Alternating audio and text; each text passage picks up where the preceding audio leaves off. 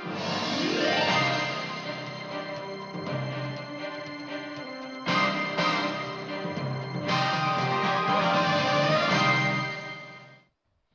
nice to have you join us on Newsroom series, reporting live from Channels Television's global headquarters in Lagos, Nigeria. I'm Dominic Iwiwa, and today our focus will be on the southeastern region.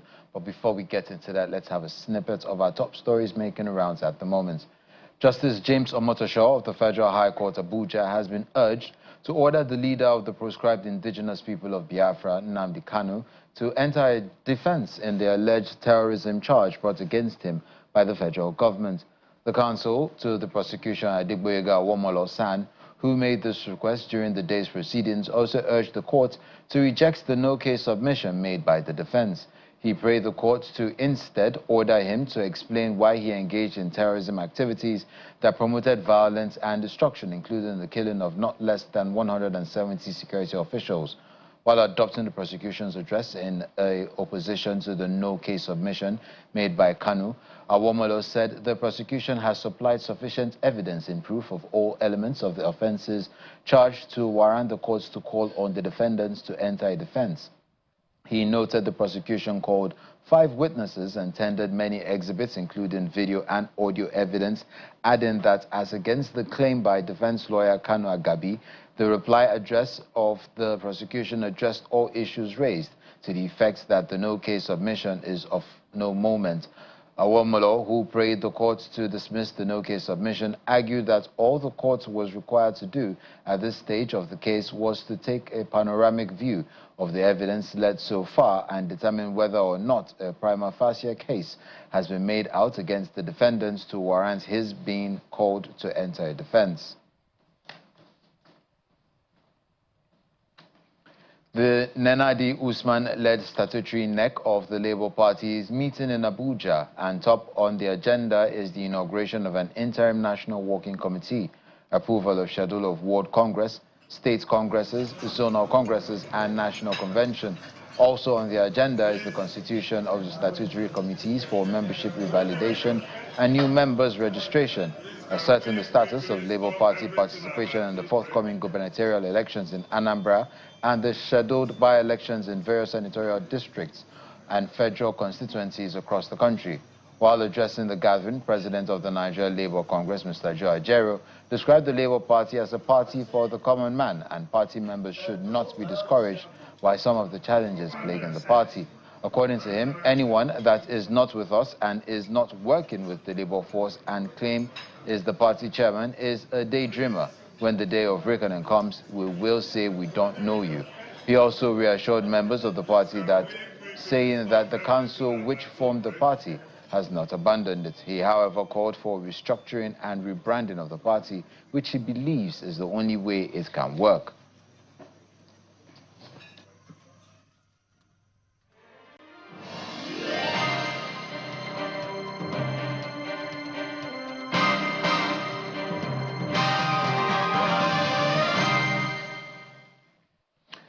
Ahead of the November 8th election in Anambra State, the Independent National Electoral Commission, INEC, has extended the ongoing continuous voter registration in the state by 3 days. Originally slated to end on July 17, the electoral umpire announced that the exercise would now conclude on July 20th. The National Commissioner and Chairman of the Information and Voter Education Committee, INEC, Mr. Sam Olumeku, stated this in a press release on Thursday in Oka. This decision was made during the Commission's weekly meeting held earlier today at the INEC headquarters in Abuja. The extension was granted in response to appeals from citizens and stakeholders who requested more time to complete their registration. As at Wednesday this week, 96,085 new potential voters had successfully registered within 9 days, averaging over 10,600 registrations per day. Staying with election matters, the Anambra State governorship election coming up in November this year is one the people of the state are looking forward to. And for the ruling All Progressives Grand Alliance, ABGA, the re-election of the incumbent governor, Professor Chukwuma Soludo, is paramount. To this end, the mayor of Anyocha local government area, Mr. Rom Ibekwe, has convened a stakeholders meeting to charge the 19 wards to be ready, as well as massively mobilize eligible voters to register and obtain their voter cards in the ongoing voter registration exercise by INEC.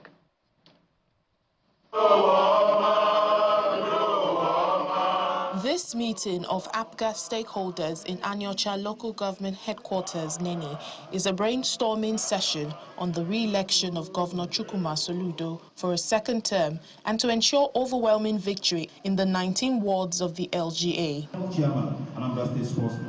Stakeholders here include political appointees, local government executive members, community presidents general, women leaders, youth leaders, APGA members, traditional rulers, and leaders of support groups.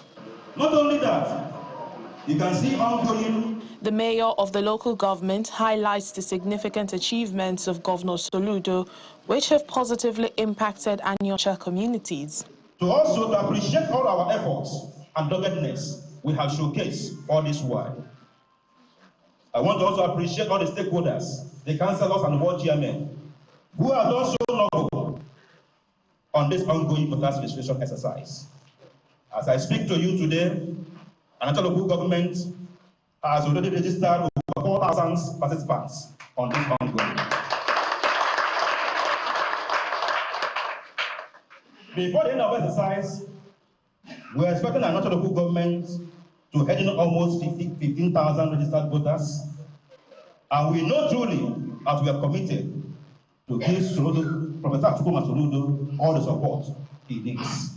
Other speakers point towards the massive development the governor has brought to Anambra local government area, especially road infrastructure that connects it to other council areas in the state.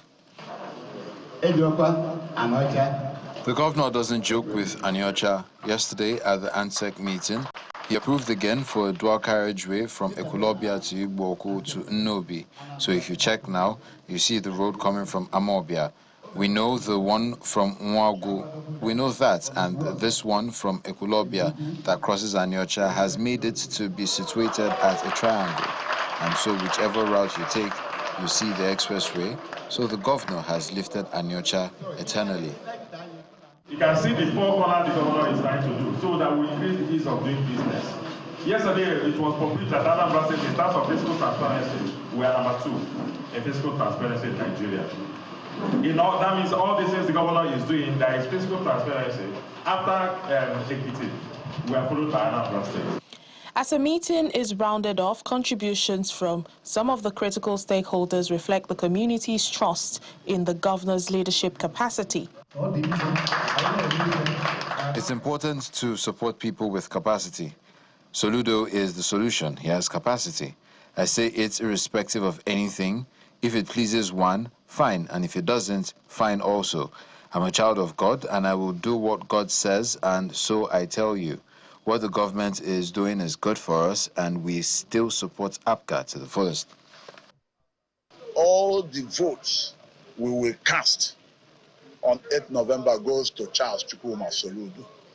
Not because he is Charles Chukwuma Soludo, but because he has done so well. He has done so well. Voting for him is not enough. To cast a vote for Soludo is not enough. What is important is for us to also pray for him for long life. The mayor, having announced the campaign council for Governor Chukwuma Soludo's re-election, promises more development across the local government area. Staying in Anambra State, the Nnewi Chamber of Commerce, Industry, Mines and Agriculture has held the 2025 Nnewi Economic Summit in collaboration with Anambra State Ministry of Industry.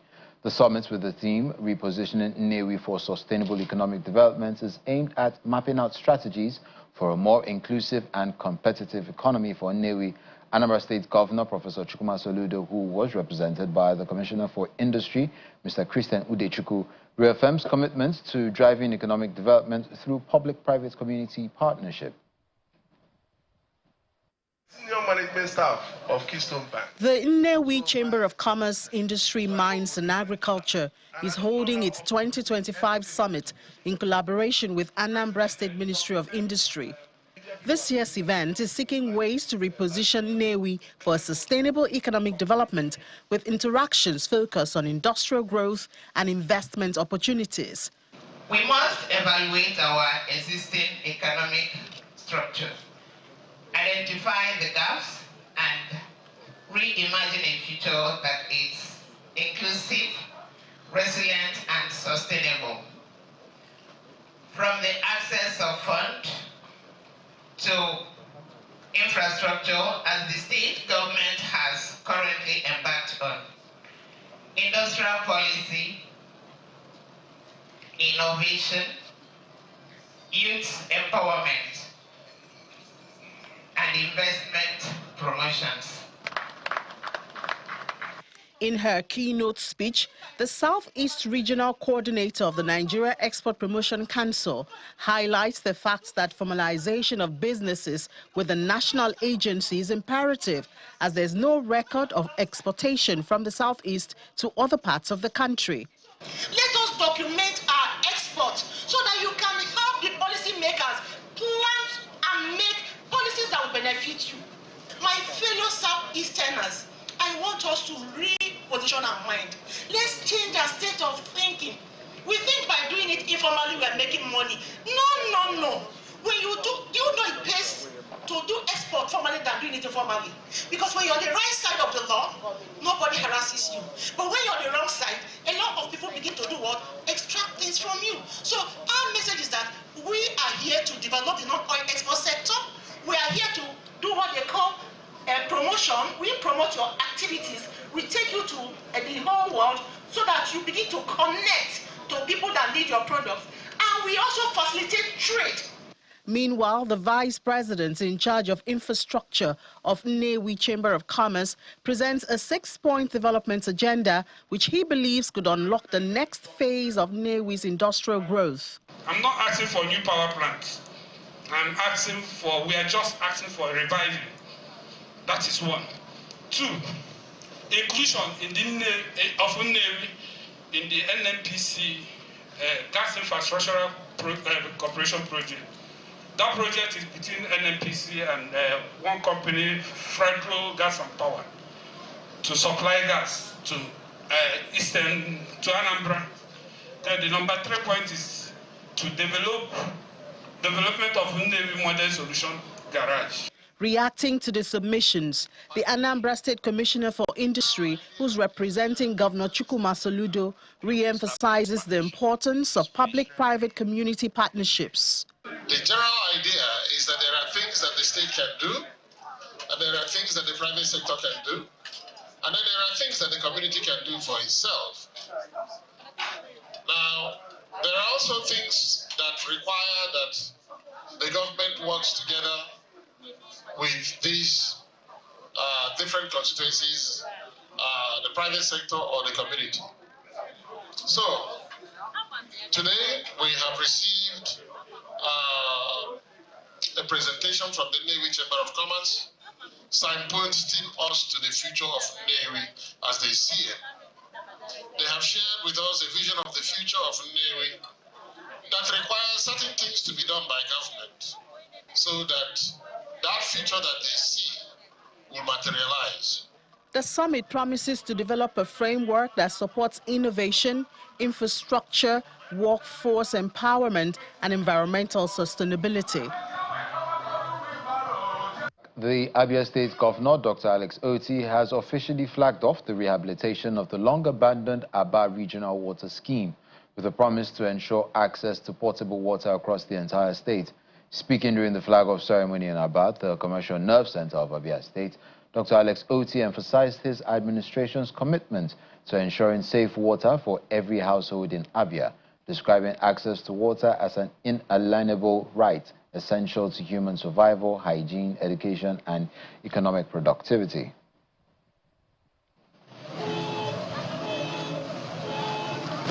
It's the official flag-off ceremony of the rehabilitation of the Abia Regional Water Scheme to provide steady potable water supply to support human hygiene and effective sanitation in Abia State.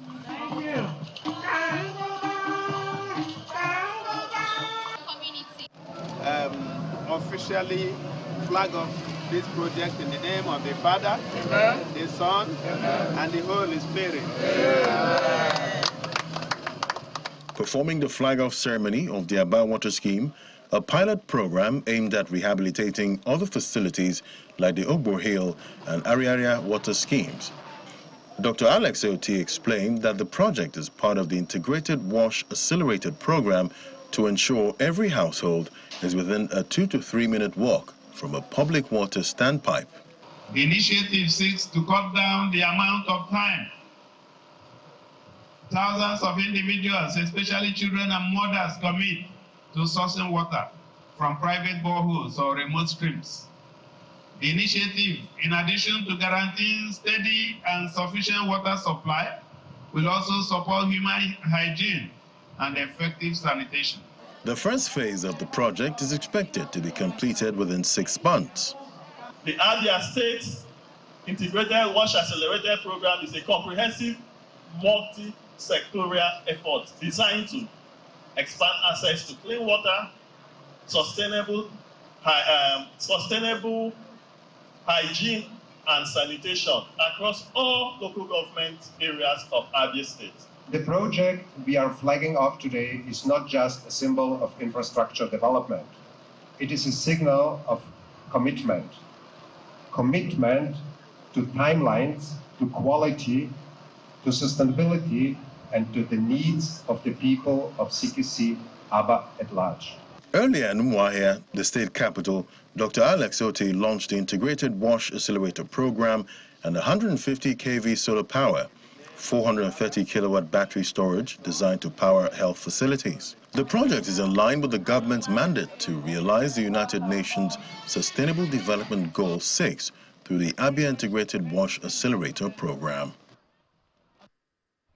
Still in Abia State, the state's governor, Dr. Alex Oti, says that education and health remain major parts of his administration's agenda, saying the new Abia administration has allocated 15% of its budgets to health and 20% to education in the last 2 years.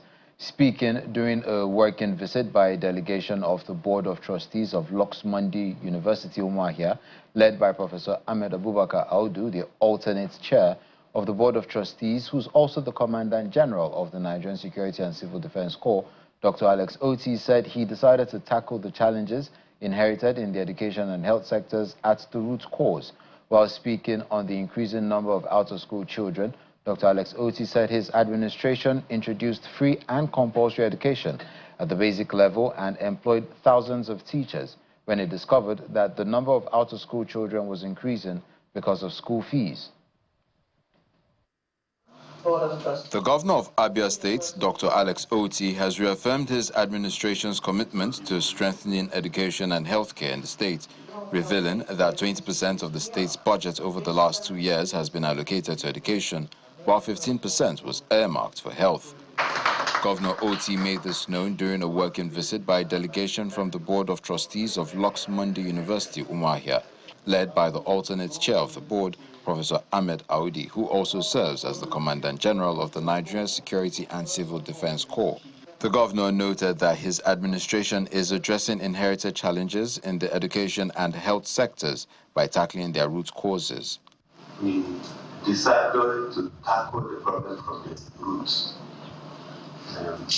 From the beginning of this year, we found that the number of out-of-school children were actually increasing. We looked at the whole situation. On the Monday or the Tuesday, you see children at school age hawking things like granules and all that. So, and when we checked, we found out that it was because of the school fees that a lot of them could not afford. And therefore, from the beginning of this year, we removed school fees and education became free. Commending the governor for his leadership, the founder and pro-chancellor of Loxmundi University, Professor Gabriel Okenwa, said the administration's reforms are positively influencing not just the university, but other institutions across the state. They graciously approved, too, that the chief executive of that institute will come to profile the 50 students approved, and those are mostly Abians, some from Rivers, Bayelsa, Ondo, Kogi, Nasarawa, and Kanu, that will be leaving Abia State for United States of America next month. That's why the chief executive, Dr. Maria Santiago, has come to profile the students. And we said this cannot happen without, we know our governor, who appreciates great things, who loves education, who has promoted education, who has given scholarships, and that we must come to let him know what is happening. Earlier, Governor Oti also received members of the Governing Council and management staff of the Federal Polytechnic in Godo, Isuochi. The delegation was led by the council chairman, Alhaji Suleiman Uduwale, who praised the governor's strides in improving security and his support for educational institutions in the state. What I read on the internet was scary. In fact, I almost told the rector, are we going to have our first council meeting there, or we should go to a meeting? Say, Chairman, don't worry, let's do it. When I came around, I saw the improved security architecture in that zone. And I said, how? The director told me, he said, the governor has done a lot in upgrading the security architecture. Thank you so much, Your Excellency. This has sent a very positive signal to parents for them to allow their wards to come into our institution to study. Because I'm sure there's no parent that want to say, that place is somehow, they won't let their kids go. And that would be a problem for us too. So it's a plus on our side, which we don't take lightly, Your Excellency. The governor reiterated that his administration will continue to support educational and health institutions as key pillars of sustainable development in Abia State. To ensure efficient, transparent budgeting and planning, the federal government, in collaboration with Ebonyi State Ministry of Health, has organized the 3-day capacity development workshop for health workers, managers as part of the Nigeria Health Sector Renewal Investment Initiative. The workshop was held in Abakaliki, the capital of Ebonyi State, in line with the national directive with the goal of strengthening the ability of health managers to handle budgets and planning. Be able to plan our activities more adequately and see how we can actually focus on. The federal government, in partnership with the Ebonyi State Ministry of Health, put together this 3-day capacity building workshop for health managers in the state. As we practice what to do. The training, held in Abakaliki as part of the Nigeria Health Sector Renewal Investment Initiative, is aimed at enhancing efficiency, transparency and accountability in budgeting and planning processes within the health sector. The man who is... The workshop, conducted in line with national directives, seeks to equip frontline health workers with essential skills to improve health outcomes and support the attainment of universal health coverage. For people that fail to plan, they plan to fail. And if we get it right at the planning stage, it means that the implementation will be seamless, and it shows that it means that the job is half done when you've gotten a good plan for any activity you want to embark on. And now, the planning we are doing now is very much important, especially in our 2026 budget. I urge everybody to bring out his or her best. State coordinator for the sector-wide approach, Mrs. Odi Ogonna Okoro, emphasizes the importance of a unified strategy in the health sector. She says the initiative aims to create a single, harmonized plan for all health activities. There's a repositioning of the health sector, and you'll be hearing about the Nigerian Health Sector Renewal Investment Initiative. And this is like a watering the ground in preparation for the state to be strengthened and positioned to come up with an AOP, that's the annual operational plan, that will inform the budget, that will help us, when well implemented, to save the lives of our people, which is the goal of the new initiative. Several participants commend the initiative, describing it as a timely intervention to strengthen healthcare systems in the state. We are taking down that good planning brings up a good budget. And with that good budget, we are going to strengthen the health system. And strengthening the health system is going to bring about a good tiding to the state and to the health system in particular. It is a welcome development because it is from here that we can learn what to take back to the local government area, at least to develop our own plans for the LGA that will as well be sent to the state for integration to that of the state and then they take to the national. With this collaboration effort, the Ebonyi state government hopes to address pressing health challenges through improved planning, budgeting, and proactive health sector reforms. The Commissioner of Police in Imo State, CP Danjuma Aboki, has urged Imo residents to embrace unity and dialogue over conflict. The Commissioner of Police stated this in Owerri, the Imo State capital, at a capacity-building training on modern peace and conflict resolution. He emphasizes that real security begins with trust, communication, and the collective will to prevent violence. The training, organized in response to rising tensions across the state, aims to empower participants with practical strategies for resolving disputes and strengthening community ties. It's important I sing home.